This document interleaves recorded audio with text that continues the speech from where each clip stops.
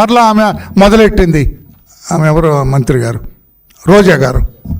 ఆమె మరలా ఏదో ఊపిరి వచ్చినట్టుంది, మరలా ప్రెస్ ముందుకు వస్తుంది. అంతకుముందు ఉన్నారు ఈ పాత కేసులు వాటన్నింటికి భయపడి, ఇప్పుడేదో ఆమె కాస్త ధైర్యం వచ్చినట్టుంది, రోడ్డు మీదకి వచ్చింది. జగన్ను ఓడించి తప్పు చేశామని ప్రజలు కన్నీరు పెట్టుకుంటున్నారంట. ఏ ప్రజలను చూసావమ్మా? నీ చుట్టుపక్కల ఉండే వెనక ఒకడు ముందు ఒకడు ఉంటున్నారు. వాళ్ళ ప్రజలంటే ఆంధ్రప్రదేశ్ రాష్ట్రంలో ఉన్న ప్రజల? ఎక్కడి నుంచి మాట్లాడుతున్నారు మీరు? హైదరాబాద్లో మీ స్టూడియోలో ఉండే ప్రజల? ఎవరమ్మా ప్రజలు కన్నీరు పెట్టుకున్నారు జగన్ను ఓడించారని చెప్పి? నిరుద్యోగ 6 నెలలకే ఆలీబాబా దొంగల్లాగా మారింది చంద్రబాబు ప్రభుత్వం. ఏపీ ప్రజలకు నరకం అంటే కూటమి ప్రజలు చూస్తుంది. ఎక్కడమ్మా?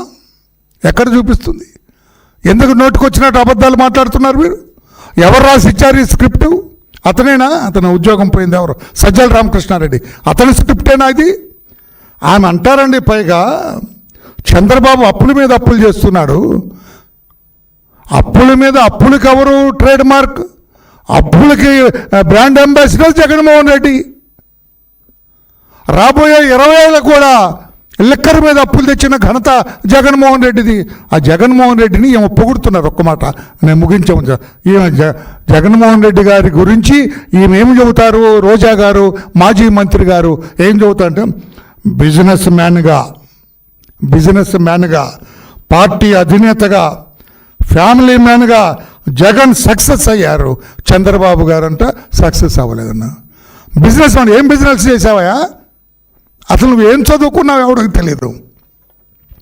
ఏ ఫ్యాక్టరీలో కూర్చొని వ్యాపారం చేసావు జగన్మోహన్ రెడ్డి? ఏ కంపెనీలో కూర్చొని వ్యాపారం చేసావు?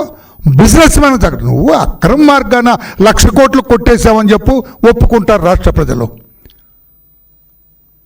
సిబిఐ దర్యాప్తు చేసి 43,000 కోట్ల రూపాయలు రాష్ట్ర ప్రజల సొమ్ము కొట్టేశావు, అందులో నిష్ణాతులు అని చెప్పు రోజమ్మ, ప్రజలు ఒప్పుకుంటారు.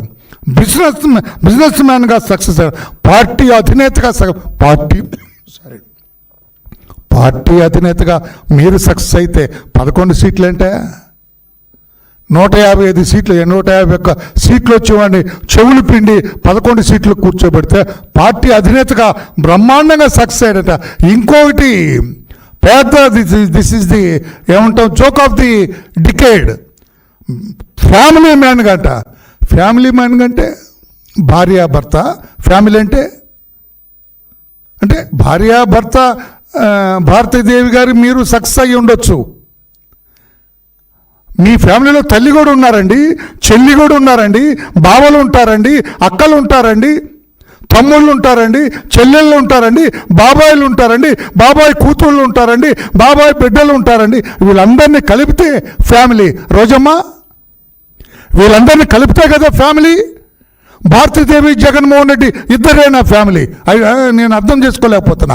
నీవన్న ఫ్యామిలీ భారతీ రెడ్డి గారు, జగన్మోహన్ రెడ్డి గారు, వాళ్ళిద్దరైన ఫ్యామిలీ. నేను అనుకుంటున్నాను నాకు తెలిసిన ఫ్యామిలీ తల్లి, చెల్లి, బావమరుదులు, అక్కలు, బాబాయిలు, బాబాయ్ పిల్లలు, పిన్నిలు, పెద్దమ్మలు, చిన్నమ్మలు అందరూ కలిపితే ఫ్యామిలీ. నీ ఫ్యామిలీ అంటే మా డిఫరెంట్గా ఉంది. భారత సంస్కృతి గురించి మాట్లాడుతున్నావా? విదేశీ సంస్కృతి, మొగుడు పిల్లం వరకైనా ఫ్యామిలీ. నీకు తెలిసిన ఫ్యామిలీ, మాకు తెలిసిన భారత సంస్కృతి ఆధారపడే ఫ్యామిలీ అంటే అందరు కలయిక, కుటుంబ సభ్యులందరూ కలిక.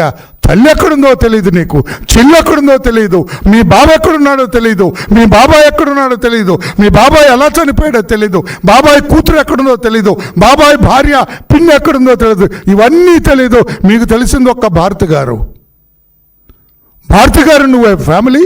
రోజమ్మ, ఏం చెబుతావమ్మా? ఎందుకు అట్లా నోటుకు వచ్చినట్టుగా మాట్లాడతావమ్మా? ఇంకా మీకు తెలిసి రాలేదా?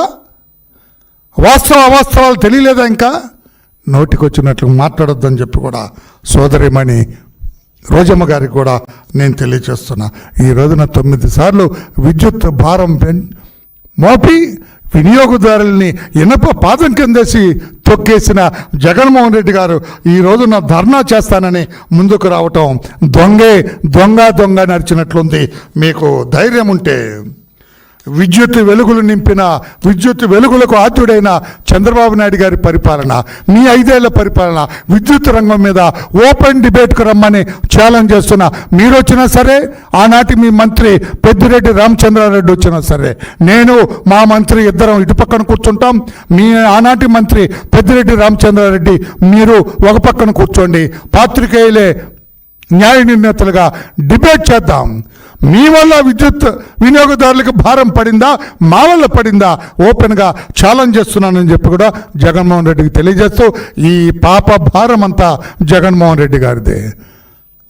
వినియోగదారుల మీద పడుతున్న ఈ భారానికి ఆద్యుడు, ముఖ్యుడు, అసలు దొంగ జగన్మోహన్ రెడ్డి గారు అని చెప్పి తెలియజేస్తున్నారు.